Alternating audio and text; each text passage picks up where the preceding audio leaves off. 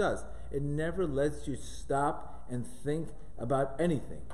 And that's why Reb Nachman said, he said he specifically never replayed unfinished business, because he says if you unfinished business, the heaviness will come to him. He says this is the important. One should focus only on today with regarding livelihood, personal needs. He should not think about one day to the next. As is brought in the holy books, this is the only way. I will tell you today, what is resentment? Mañana. This is Florida 101. Never the moment. Well, why don't you just finish? Because they can't handle the moment. That's the problem. And this is a habit. And remember, it's not like we're procrastinators, we have a habit of procrastinating. The same thing when you're in a relationship. Oh, what is this guy? I heard something about him in the past. It's so important to stay focused. And this is exactly what the Zohar says, that every single day has its unique blessing, and every single day, and that's specifically why we recite Shema at night, because that spark in that day could be, you could do Teshuvah at 11 o'clock at night for that day. That means every single day has this particular thing, its particular motion, and a particular mazal, and a particular bounty. The problem is when people start focusing on tomorrow or yesterday, they ruin that day, and they don't get the vitality of that day. And you have to practice this. How do you practice this? You have to exit your mind and enter the moment. Anxious people are always in their mind, never in the moment. Enter the moment. This is the moment right now. Trauma. Our sages say, the quicker you give meaning to trauma, the less chances you're going to have of post-traumatic stress. Right away, give it meaning. They even say a study from Hatzalah. As long as Hatzalah goes straight to the person quickly, he'll have less chances of post-traumatic stress. But a lot of times people go through trauma, they're replaying the same event over and over and over again.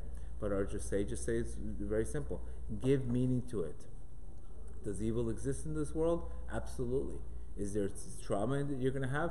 Absolutely. But usually after every single door that closes in your life, I promise you, there's another one that opens. That's the story of my life. Every door that's closed, a brand new one opens. God did not create you to sit in one door, and that should be your life. That should be your life. So remember, that's the number one thing. Before we even talk about how to settle your mind, how to get your soul state, if you're not even present, the rest is history. The rest is, we can talk about everything else, but we have to recognize how much time am I spending in the future and how much time am I spending in the past. When you start cutting that day, then you start getting gratitude. Why is it so hard to have gratitude today? It's because present. Again, we're not present. Okay? And Reb Nachman says a man's days are numbered, and it's forbidden to procrastinate from one day to another. Rather, he should know that this moment will never return, and this is exactly the moment. Again, today we're hijacked by our telephones. We have the phone in the face. We don't have time to pray. Why? Because we have the phone in the face. The phone's killing everything today. We're going to take from this book called Walking in Fire. So we need to understand that our soul has 5 portions, but we really only see 3 of them, because the 3 of them are super, super high. The first one is the nefesh. Right? How do I achieve my soul state? It's almost like, how would you see a 6-pack in a person? It's not by doing more exercises. It's by eliminating, the 6-pack is there already. But if he eliminates the fat, he's going to see it. The same thing with ourselves. The first step is nefesh. Nefesh means your nefesh, your desires. So there's no way I can ever get to my soul state. There's nefesh, there's ruach, as neshama. Neshama means a breath. Nefesh means desires. Let's say a person has a food addiction or a money addiction. These addictions, what do they do? What does an addiction do? What do drugs do? They kill tomorrow. They kill tomorrow. So you can never elevate yourself, or you can never get to the next step. Because an addiction, what does it do? It gets you out of the moment. Right now, the moment means I have to transform. But what does an addiction really do? It numbs you. So the first step is the nefesh, is your desires. A person can have food desires, he can have sex desires, he can have money desires. These are the first desires. Before even working on anything else, to even get to my ruach, ruach means our emotions, you first have to work on your desires. Reb Nachman clearly tells us that you should do them one at a time. Whatever your number one desire is. If your desire is overeating, do not do anything else. Don't talk about anything else but that until you conquer that. Do whatever you have to do. Go all in on that one desire.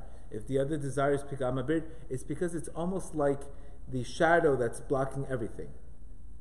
So that one desire, because what happens? Let's say a person all of a sudden has a food addiction. It starts from emunah. What is he trying to do? He's trying to numb life. And then all of a sudden it's going to end up, the food addiction is going to lead to other things. So work on the nefesh, work on your desires, whether it's food, desire, money, work on it. After that, a person spends his time on that. Then it's called, the next is your emotions.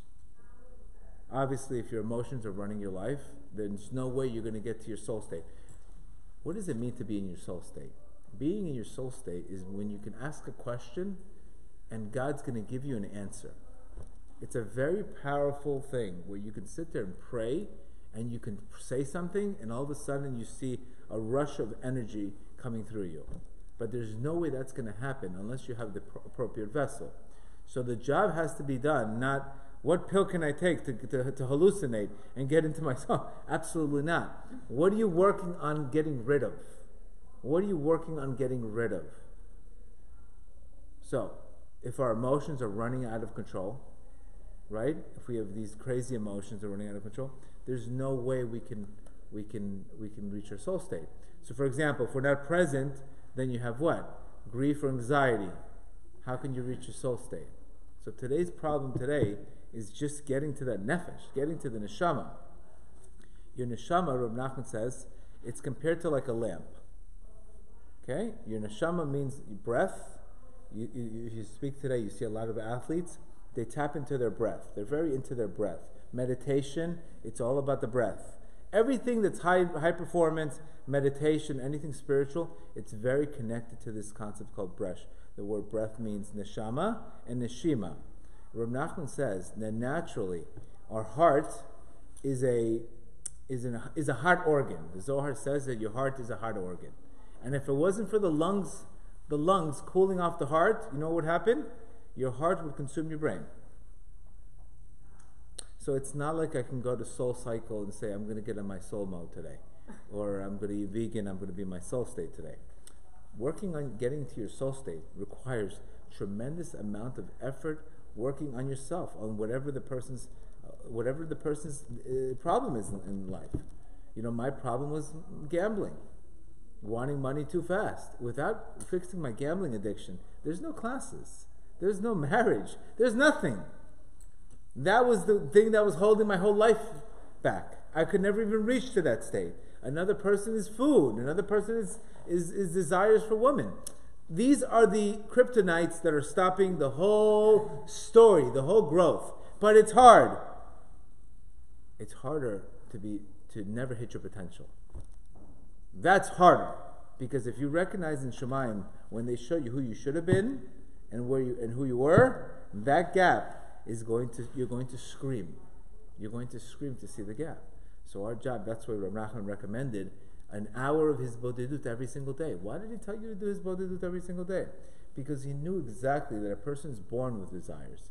One guy has an anger problem, another guy has a food problem, another guy has a gambling problem, another guy has a drug problem, another guy cheats, everybody's got some package.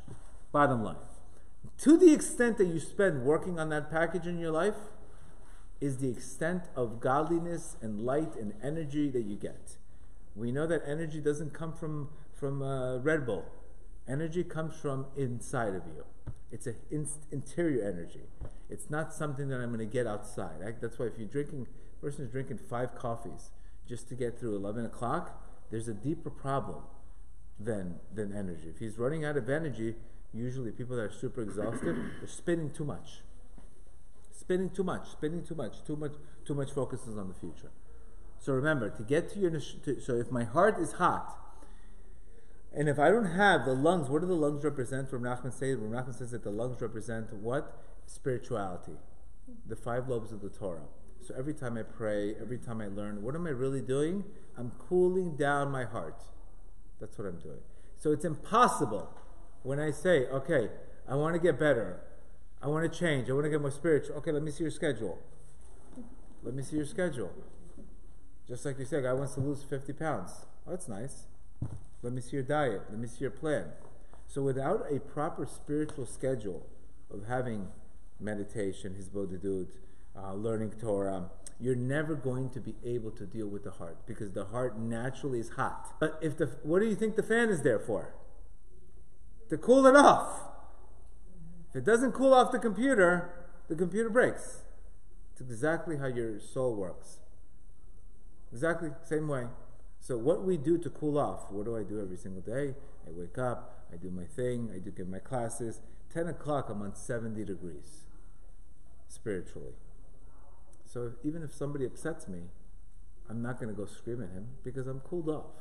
But let's say that same day I woke up, I took a triple, quadruple frappuccino, I watched Netflix at night all day long. I got up and whatever I wanted to. Just a lot of entertaining. And then somebody says something to you. What do you think is going to happen? You're going to give him the whole Megillah right away. Because what happens? You're not cooled off. You're not cooled off spiritually. You're hot. So it's almost impossible to tell a guy, what's wrong with you? Cooling him off. How do you cool an animal? You can't cool an animal off. So we have the ability to have da'at and intellect. But without a system of spirituality, learning Torah, without a system of emunah, working on your emunah, without a system of mindfulness, I could talk from here to China. There's no way that guy's going to make it, because he doesn't have anything that's going to cool him off. He's only as good as his next target. That's what's happening. So that's why we want, if we're going to date guys, you must invest in spirituality. I say this all the time. If he doesn't have some kind of learning or some kind of, what do you listen to in the day? What do you do every day? What do you listen to? There's not going to be, people have a major Yetzer Hara in this town, and a man is as good as his options. Very simple. Without Torah, that's why God gave us the Torah, to cool you off spiritually. So you're cool, you're in your soul state. Otherwise it's impossible to fight that. So Rav Sadok says something very beautiful here. So remember, the organ is hot, the lungs are cooling off the organ, the brain is the neshama, the lamp. If the heart goes straight up, that's what makes people go nuts today. Exactly what Rav Nachman says. This is what causes people to go completely nuts, because they didn't have anything, that their desires just take over them. You see people very rich today, a lot of money.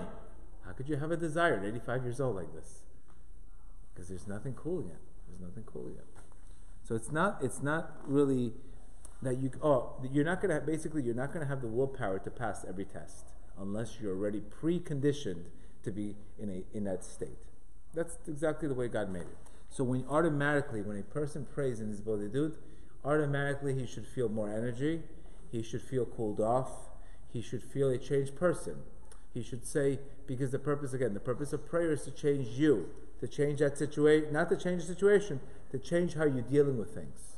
If a person has stress at work, and all of a sudden he has anxiety or he's panic, through prayer, what do? You ask Hashem for bitachon.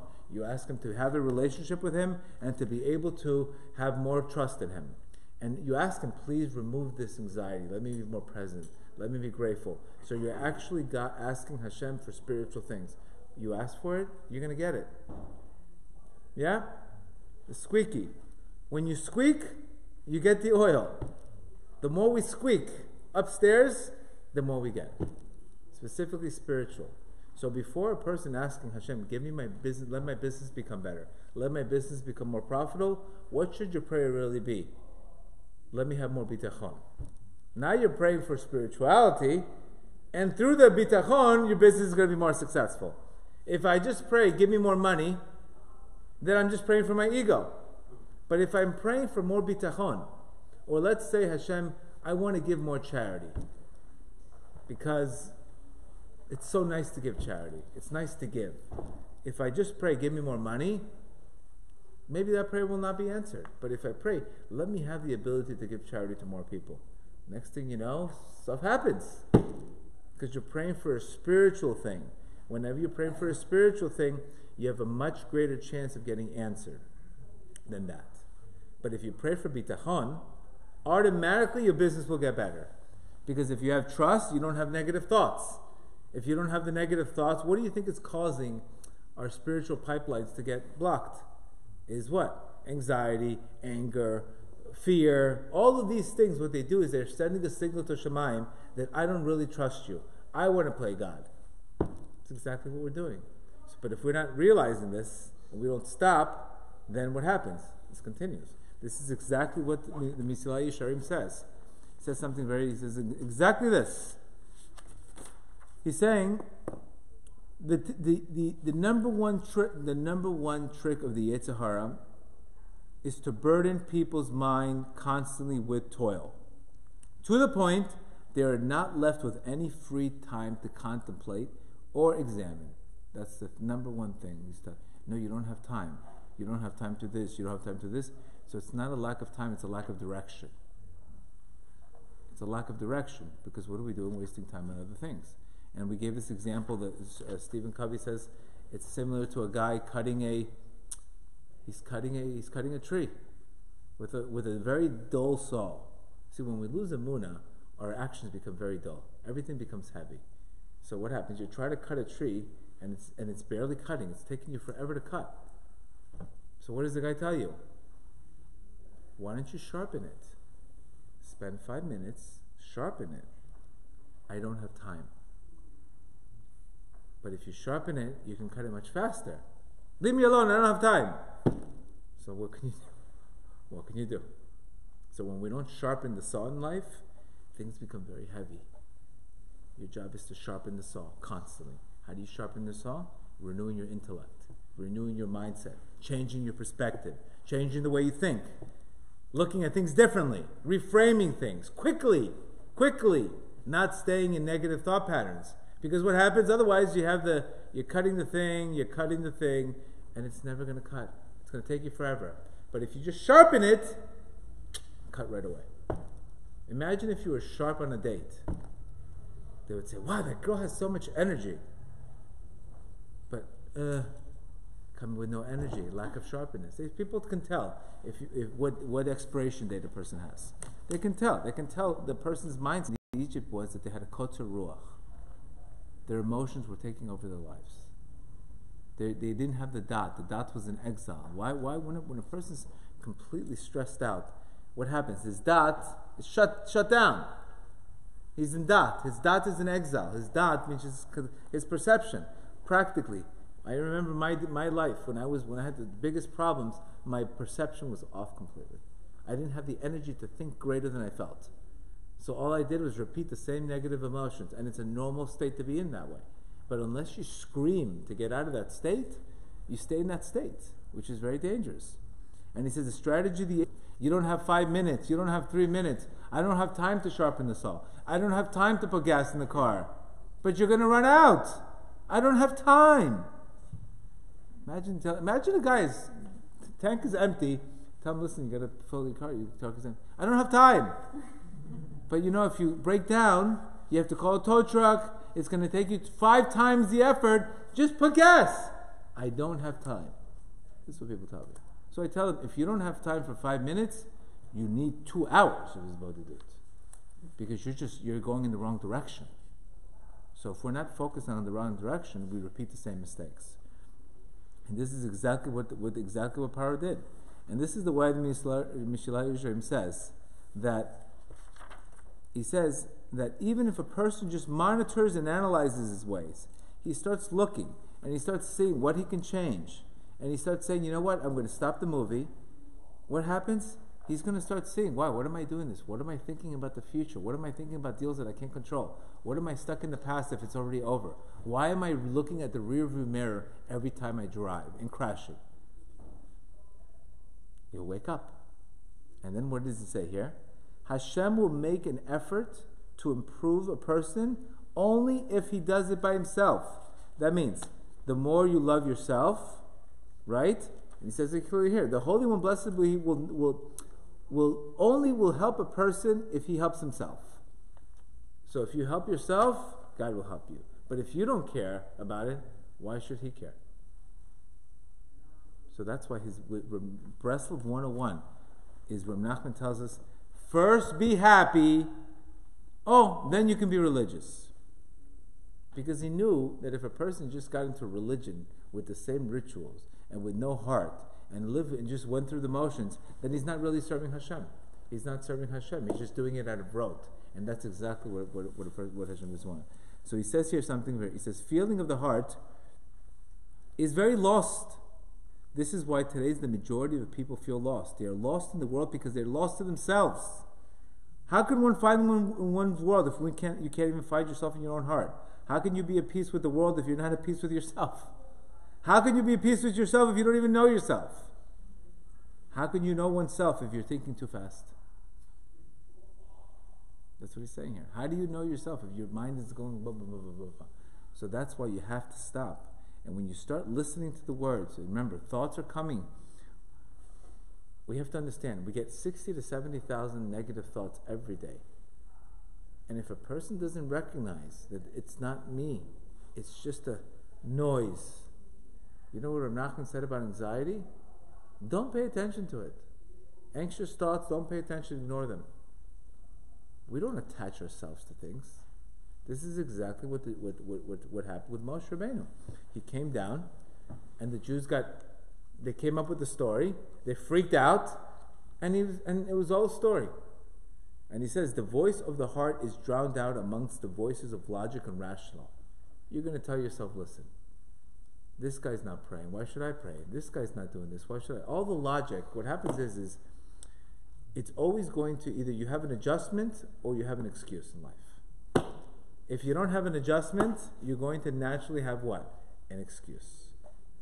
Because whatever you want to do, like we said many times, whatever you want to do spiritually for yourself, I promise you're going to get hit with 1,000 hesitations. You want to even pick up a Tikkun HaKlali? You know, it's funny how people say, can I say it at 6 o'clock, at 6:14? I said, why don't you just do it in the morning? It's because it's such a Yetzer Hara to even pick up a book and read and start settling your mind. To wake up early, to start meditating. Everything's the biggest Yetzer Hara. But there's no Yetzer Hara when you go eat. There's no Yetzer Hara when you go to the Heat Games. There's no Yetzer Hara when you do all those things. Whenever the things you want to do, there's never Yetzer Hara. But how come there's always so much Yetzer Hara when you want to do spiritual things? Because that spiritual things that you have, there's so much more reward. There's an evil inclination. The evil inclination doesn't care what you do, as long as you do. But if you go to we always give this example. All of a sudden, the couple wants to get married. Next thing you know, there's problems with the wedding. There's problems with this. But the guy wants to marry a non-Jew in Vegas. Catches his flight on time. Flowers are beautiful. The casino's rowing. Gan Eden. But he pays afterwards. Don't worry, you're going to get the beautiful Vegas casino. You're going to get the beautiful wedding. Everything's going to perfect. You're going to say, look, I did it. You see? Look what they don't know what the hell they're talking about. But don't worry, 4 or 5 years after, you'll pay the price. You're going to pay one way or the other. With us, we pay it first. You pay the price first. Why do you pay the price first? It's because when you get married, all of a sudden, what happened to the past? Let's say a guy wants to get married and he's 38, 39. Let's say he wants to get married. Okay, I want to get married. Okay, well, how about those, 20-something years you fooled around? What are we doing with that? So we're just going to give you 1 year of a rough marriage for 1 year. So what happens, he'll have a very rough year to do the cleansing. He has to get cleansed, and then the rest of his marriage will be great. But you're not going to have, a person can't all of a sudden say, listen, okay, I'm ready to put the finger on. No, how about, it's not fair for the guy who got married at 23. So without having that, or let's say a guy all of a sudden, he wants to have Shalom Bayit. After 6 years, he treats his wife terrible. You know what? I'm going to read the Garden of Emunah. You know what's going to happen? Now she's going to get 10 times worse on him. But he's going to think, why? I'm going the right direction. Why is she turning the heat on me? It's because now you're fixing. That's how it works spiritually. Whenever we're going in the right direction, the Yetzer Hara says, well, I'm going to lose a customer. So what does it do? It blitzes you. It blitzes you. The minute you start keeping Tikkun HaKlali, next thing you know, all the old girlfriends start calling you. Why now? Why not before? It's because you're going in the right direction. That's what we need to understand. We need to have the dot. That's why he says the voice of the heart is drowned among all the other voices of logic and rational. This is the rational explanation. So what do I need to work? Everybody makes money on Shabbat. It's the busiest day of the year. What do I need to? Well, of course I'm going to work on Shabbat. What is this Emunah business? This is the rational. You're fighting faith versus rational. You're fighting David versus Goliath. Goliath is telling you, what are you talking about? What does David represent? David represents prayer. Goliath represents nature. This is the way it is. There's nothing you could do. You're destined. This is your mazal. There's nothing you could do. That's Goliath. David represents overcoming nature by giving one shot, one prayer, and believing it that you're striking. That's what we're fighting today. We're fighting logic versus emunah. We're fighting logic. People have a hard time going in. So what does he say here? Something very beautiful. He says that without understanding what goes inside our own mind and inner self, we can never come to realize the potential that we have. And he's saying here, Torah is not something new. Torah is an awakening of something very old. The Torah is inside of you.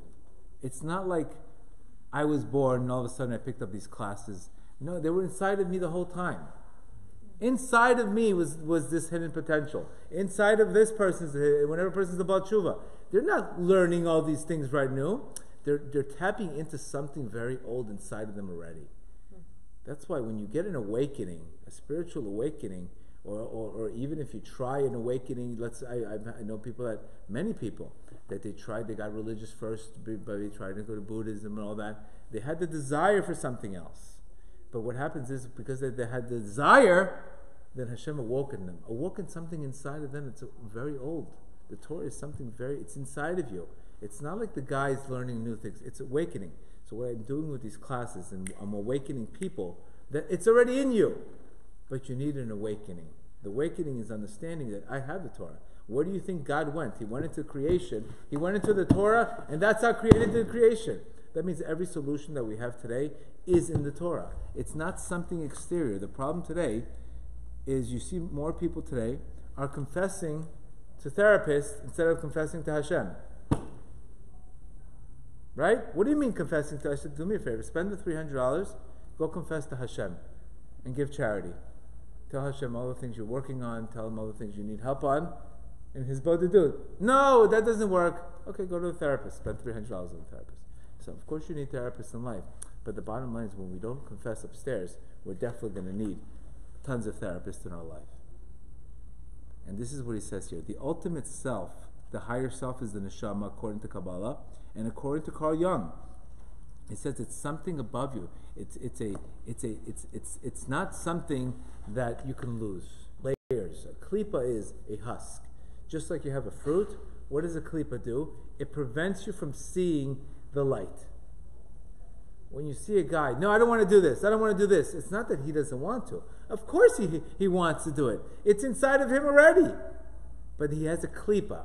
A klipa is a negative spirit that's preventing you from that. And this is exactly, and look what he says here, something very beautiful. And he's saying, however lost an individual may become, one may rest assured that your higher self, your neshama, will never rest from making any effort to bring you in the path of God. And this is why most people have midlife crisis, personal crisis. What do you think happens when you have a crisis in your life? I know I had many of them. But every single crisis that I had in my life led me exactly what I should have been doing. It's basically you're going on your own way, and then what happens is that way will ultimately destroy you. So what does your neshama do? You have all of a sudden trauma. You have a horrible divorce. You have terrible this. You lose your money in business. You lose these terrible traumas that are happening to us. It's really the greatest favor in the world. You know what's happening? You're forced all of a sudden, when a person goes through a very tough time in his life, he recognizes the hidden strength that he never knew he had. He taps into something greater than he never even knew he had. It was